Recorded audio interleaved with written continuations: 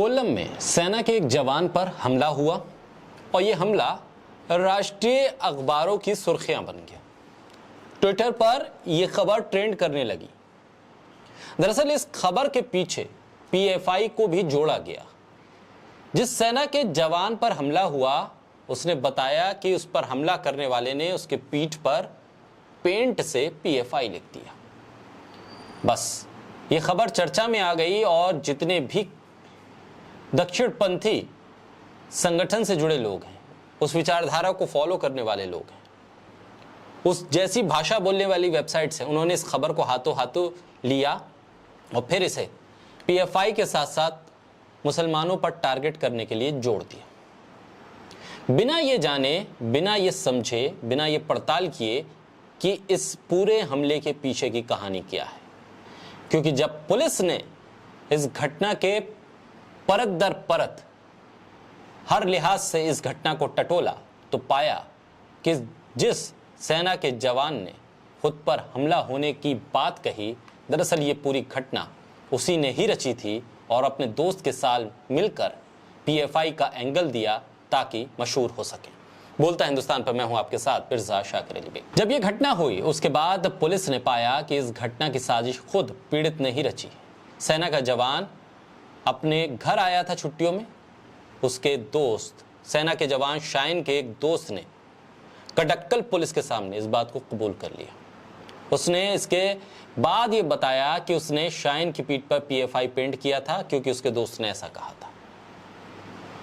ऐसी खबरें आने लगी थी कि पीएफआई के स्लीपर सेल पिछले साल सितंबर से प्रतिबंधित हैं, उसके बाद राज्य में अब सक्रिय हो गए हैं कर्नाटक।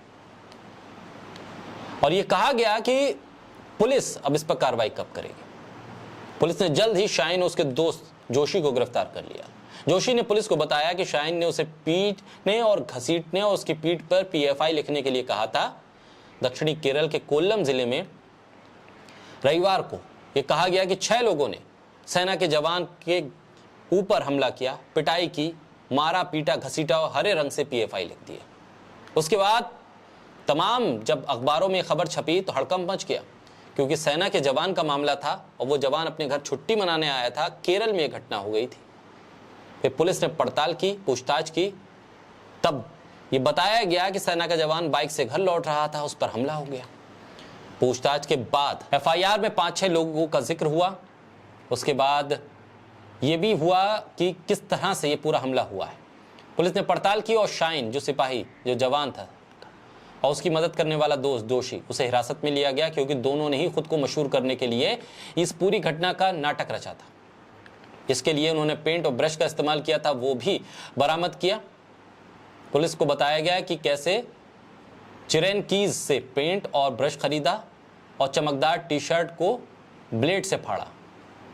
पुलिस ने दोनों से और भी जानकारी हासिल की और पुलिस के सामने आर्मी के जवान शाइन और उसके दोस्त जोशी ने अपने गुनाह को कबूल कर लिया। दरअसल पहले जब उस सेना के जवान ने अपने दोस्त से पीएफआई लिखने को कहा था तो उसे डीएफआई सुनाई दिया, तो उसने डीएफआई लिख दिया। फिर उसे मिटाकर पीएफआई लिखा गया। यानी कि अपने आप को मशहूर करने के लिए सेना के जवान ने अपने दोस्त के साथ मिलकर पीएफआई को इस्तेमाल किया और पीएफआई के सहारे देश के वो नफरत पसंद लोग मुसलमानों को टारगेट करने लगे जो हमेशा से ही नफरत फैलाने का काम करते हैं, बिना ये जाने कि इस खबर के पीछे की सच्चाई क्या है। देश की सबसे बड़ी न्यूज एजेंसी वो भी इस खबर को चलाने लगी, बताने लगी कि देखिए सेना के जवान पर पीएफआई के लोगों ने हमला कर दिया है, हरे रंग से पेंट कर दिया। बाद में पता चला कि जो अपने आप को पीड़ित बता रहा था दरअसल वही गुनाहगार है, सेना का वो जवान शाइन और उसका दोस्त जोशी, दोनों ही पुलिस की गिरफ्त में।